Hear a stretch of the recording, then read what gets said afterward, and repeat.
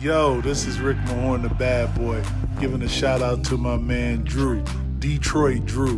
Make sure you tune in on his YouTube channel, Detroit Drew. Bad boy. Ready.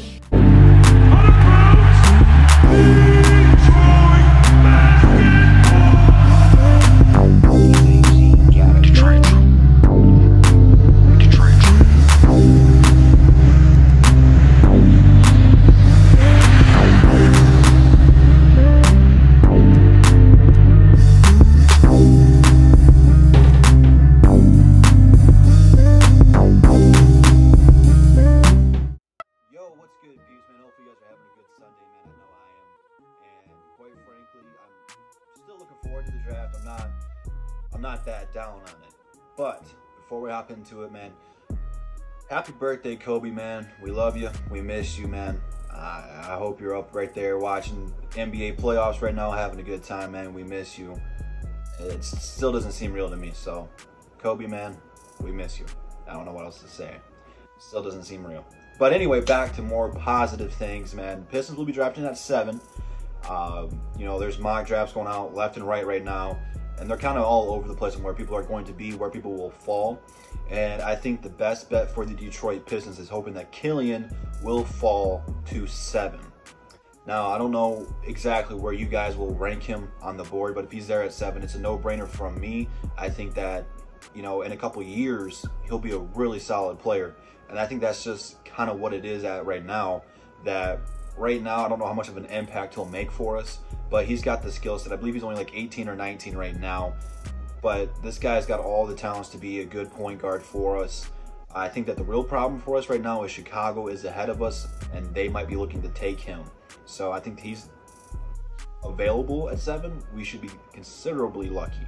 There's a couple things to look at here with him, man. He's a great playmaker, great shooter, great offensive player. I think he needs to buff up his frame a little bit, but that's usually the case with rookies, and in time he will. We have a pretty good training crew to improve people's bodies. You know, even Thonmaker, he's still skinny as a twig, but he's more toned, he's more defined. Blake Griffin looks healthy, he's in good shape. He still says he's not 100% yet, but you know, he's come here and transitioned his body. We did a good job when Andre was here of trimming him down. You know, there was a couple seasons where, you know, he just looked a little bit heavy. Our training crew does a good job of getting players' bodies to where they need to be. So I'm looking forward to watching that if we do draft him there.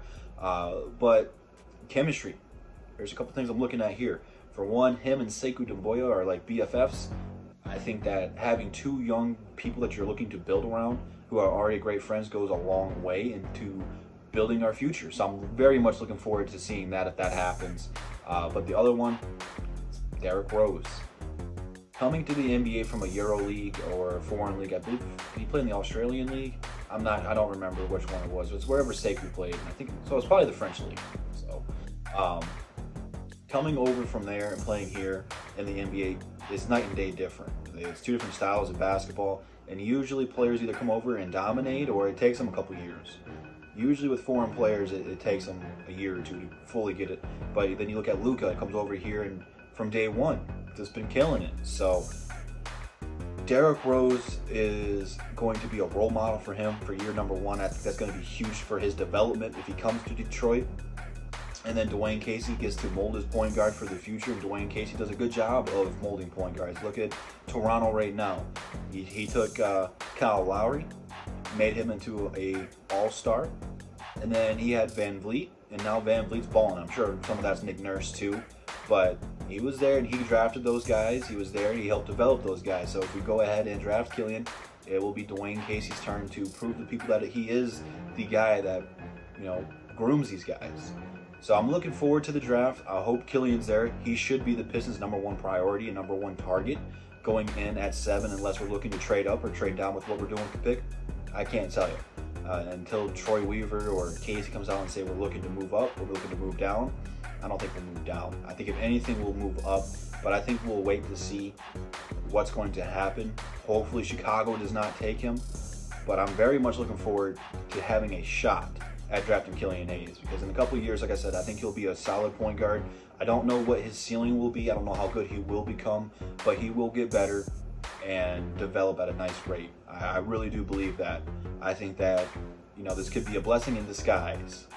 I think that we could get lucky and hit a home run with Killian at 7. And I really want to take him before the Knicks do, because the Knicks will be drafting at 8, and I know they really want him to. The Knicks want everybody, but it's going to happen. So let me know what you guys think about the Pistons being in position to take Killian Hayes at 7. Do you guys want it? Do you not? If he's not available, who else would you consider? If he's not available, I think Kira Lewis would be a nice one. You could probably even trade down to get Lewis, because I don't know how many people are anxious to get him. But if Killian's off the board, Melo's off the board, I think that you might trade down, get Lewis, and then maybe get another pick in return, and then go ahead and get a center. Who knows? We'll have to wait and see what's going to happen. Draft day, I think, is scheduled in October, which will be live on my channel for the NBA draft, so stay tuned for that. Just mark your calendars. Leave it down in the comments, man. Instagram, Twitter, all the good stuff in the description. Be sure you check it out. Subscribe if you're new, like the video, and I will see you guys tomorrow in the next one. And that's the bottom line, because Double D said so. Peace.